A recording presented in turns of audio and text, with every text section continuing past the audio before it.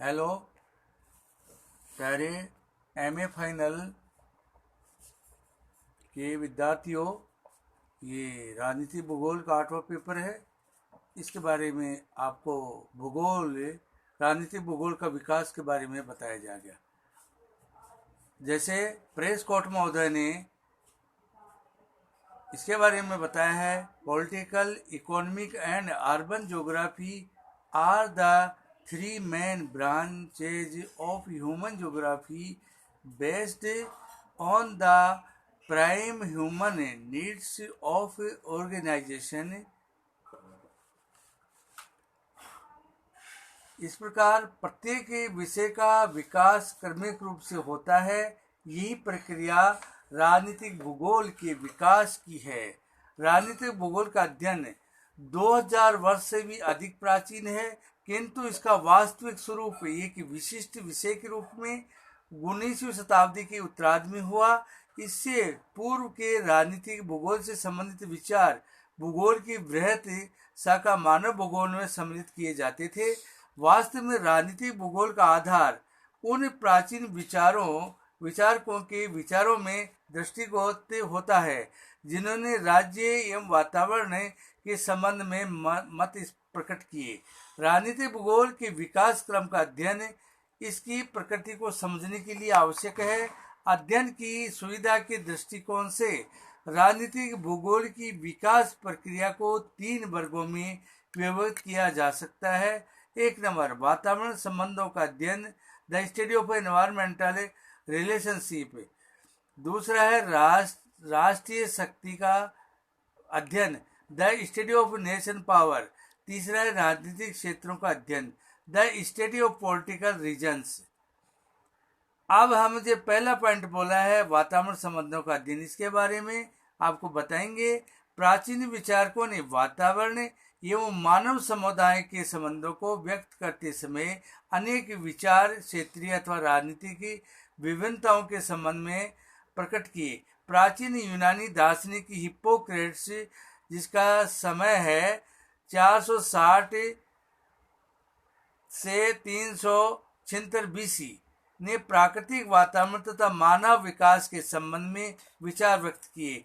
इसके अतिरिक्त प्लेटो महोदय ने, जिनका समय है 425 से 347 बीसी पूर्व, एवं अरस्तु महोदय ने इसी प्रकार के विचार प्रस्तुत किए। अरस्तु ने अपनी पुस्तक पॉलिटिक्स में व्यक्त किए ठंडे क्षेत्रों के, विशेषकर यूरोप के निवासियों में अत्यधिक उत्साह होता है, किंतु उसमें कौशल और बुद्धिमत्ता की कमी होती है। इसी कारण वे अपेक्षाकृत अधिक स्वतंत्र रहे, किंतु राजनीति की विकास नहीं किया और न अन्य देशों पर शासन करने की क्षमता ही रखते हैं। एशिया के निवासी कौशल तथा बुद्धिमत्ता से युक्त हैं, किंतु उत्साह के अभाव में वे अन्य लोगों के दास रहे हैं। इसी प्रकार के विचार अन्य विद्वानों ने प्रस्तुत किए हैं। उनके विचारों में कितनी वैधता है, ये विषय वर्तमान अध्ययन के संबंधित नहीं है। एक अन्य दार्शनिक, यूनानी दार्शनिक स्ट्रैबो, इनका समय है 63 बीसी से 24 एडी, ने अपनी पुस्तक ज्योग्राफी में व्यक्त किए एक विशाल राज्य के लिए शक्तिशाली केंद्रीय सरकार एवं एक प्रशासक होना आवश्यक है। उन्होंने रोमन साम्राज्य में स्थित जलवायु एवं संसाधनों की दृष्टि से इटली को सर्वोत्तम प्रदेश बताया। इसके पश्चात अंध युग में विचारधाराओं मुख्यतः धार्मिकता से युक्त रही, अतः भौगोलिक विचार अति सीमित रहे। 16वीं शताब्दी के प्रारंभ से पुनः प्राकृतिक वातावरण एक राजनीतिक स्वरूप में संबंध स्थापित किया जाने लगा। बोधिन महोदय, जिनका समय 1530 से 1596 एडी, ने विचार प्रस्तुत किए कि राष्ट्रीय विशेषताओं, जलवायु और धरातल के साथ परिवर्तन होती रहती हैं। मांटेस्क्यू महोदय ने, जिनका समय है 1689 से 1755, ने जलवायु, धरातल, महाद्वीप एवं द्वीप का मनुष्य, राजनीतिक व्यवस्था एवं नियमों पर प्रभाव व्यक्त किए। उनके अनुसार मैदानी प्रदेश बृहद साम्राज्य के लिए सहायक है, जबकि प्रवेश क्षेत्र स्वतंत्रता की भावना के पोषक तथा स्वतंत्रता के लिए उत्कंठित रहते हैं। द्वीप पर रहने वाले लोग अपनी स्वतंत्रता के प्रति अन्य प्रदेशों के लोगों की तुलना में अधिक सजग होते हैं एवं वे अपनी स्वतंत्रता की रक्षा के लिए सदैव तत्पर रहते हैं। 19वीं शताब्दी में वातावरण से संबंधित विचारों के मतों को सम्मिलित एवं परिमार्जित ढंग से प्रस्तुत किया गया। इस समय राजनीतिक भूगोल का विकास दो जर्मन भूगोलवेत्ता कार्ल रिटर एवं फ्रेडरिक रेडजेल द्वारा किया गया। कार्ल रिटर, जिनका समय है 1779 से 1859, अनेक वर्षों तक बर्लिन विश्वविद्यालय में भूगोल के प्रोफेसर है। उनका विचार था कि मानव संस्कृति प्रकृति का एक अंग है। यह प्रकृति में उत्पन्न होती है, प्रौढ़ता को प्राप्त करती है और अंत में समाप्त हो जाती है। दूसरा है शक्ति का अध्ययन। राजनीतिक भूगोल में द्वितीय प्रमुख प्रवृत्ति भौगोलिक परिवेश में राष्ट्रीय एवं अंतर्राष्ट्रीय शक्ति का अध्ययन है। इसके अंतर्गत उन सभी कारणों का विश्लेषण किया जाता है जो एक राज्य की अथवा क्षेत्र की राजनीतिक शक्ति को प्रभावित करते हैं। ये एक सर्वमान्य तथ्य है कि राष्ट्रीय अंतर्राष्ट्रीय शक्ति मूलतः भौगोलिक कारकों पर निर्भर करती है।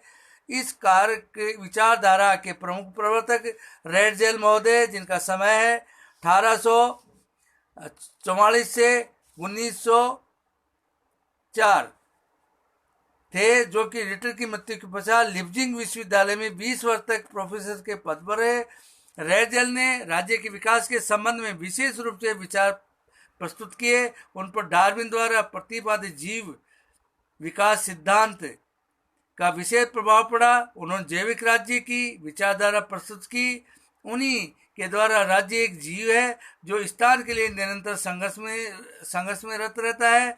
एक राज्य उपयुक्त भौगोलिक वातावरण में अपने क्षेत्र का विस्तार करता है, तत्पश्चात एक शक्तिशाली राज्य के रूप में विकसित हो जाता है। रेडजेल ने राज्य के विकास के 7 नियम वर्णित किए हैं, जिसमें से पहला है संस्कृति के विकास के साथ राज्य का क्षेत्र विकसित होता है। दूसरा है राज्य का विकास अन्य विकास जैसे व्यापार, विचारधारा, मशीनरी, क्रियाएं आदि से होता है। तीसरा है राज्य अन्य छोटी इकाइयों को सम्मिलित कर विस्तार करता है। चौथा है सीमांत राज्य रूपी जीव का बाहरी भाग है, जिसे राज्य का विकास परिवर्तन एवं शक्ति का मान होता है। पांचवा है राज्य अपने विकास काल में अनेक उपयोगी जैसे कृषि प्रदेश, खनिज प्रदेश, समुद्री तट आदि को सम्मिलित करता है। छठा है राज्य के क्षेत्र विकास तथा प्रथम चरण प्राचीन आदिवासी राज्य के उच्च सभ्यता की ओर विकास है। सातवां राज्य का अन्य राज्यों के साथ समूह एक राज्य के पश्चात दूसरे में होता रहता है और राज्य का विस्तार होता जाता है, फलस्वरूप राज्य शक्तिशाली हो जाता है। रेडजेल ने 1897 में पॉलिटिकल ज्योग्राफी प्रकाशित हुई। इसी को वास्तव में राजनीतिक भूगोल का प्रथम क्रमबद्ध ग्रंथ माना जाता है। इस पुस्तक में प्राथमिक विचार यह रहा कि राज्य का क्षेत्र राज्य की शक्ति का द्योतक है। यदि राज्य के क्षेत्र में कमी आती है तो राज्य कमजोर हो जाता है। उन्होंने सीमांत को परिमापक क्षेत्र शिफ्टिंग जोन ऑफ एसेमिलेशन कहा जाता है। ये स्थायी न होकर राज्य की आवश्यकता के साथ परिवर्तित होता रहता है। रेडजेल के विचारों के समान ही स्वीडिश भूगोलवेत्ता रुडोल्फ के जे लेन, जिनका समय है 1864 से 1922, ने विचार प्रस्तुत किए तथा उसकी विस्तृत व्याख्या की। उन्होंने राज्य को जीवित इकाई के रूप में माना तथा ये स्पष्ट किया कि राज्य का विकास एक प्रमुख तथ्य शक्ति है। शक्ति के अभाव में राज्य समाप्त हो जाता है अथवा अन्य राज्यों का अधीन हो जाता है। उन्होंने ये भी स्पष्ट किया कि राज्य की नैतिक एवं ज्ञानात्मक शक्ति का भी राज्य की शक्ति पर प्रभाव पड़ता है। के जे लेन ने ही सर्वप्रथम जियोपॉलिटिक्स शब्द का प्रयोग किया, जिसको कार्ल हासोफर महोदय ने अपने सिद्धांत के लिए प्रयुक्त किया। उन्होंने विचार भी प्रस्तुत किया कि सामुद्रिक शक्ति का अंत होकर वास्तविक शक्ति राष्ट्रीय स्थलीय राष्ट्रों के हाथों में होगी तथा जर्मन को उन्होंने प्रमुख स्थलीय शक्ति के रूप में वर्णित किया, क्योंकि उस समय है जो इटली का दबदबा था, इसलिए उन्होंने इटली के बारे में उस समय यही कहा कि जियोपॉलिटिक्स के अंदर कि जिसकी शक्ति ज़्यादा होगी, राज्य जितना शक्तिशाली होगा उतना ही वो है जो अधिक विकसित होगा, यानी विकास करेगा। से धन्यवाद।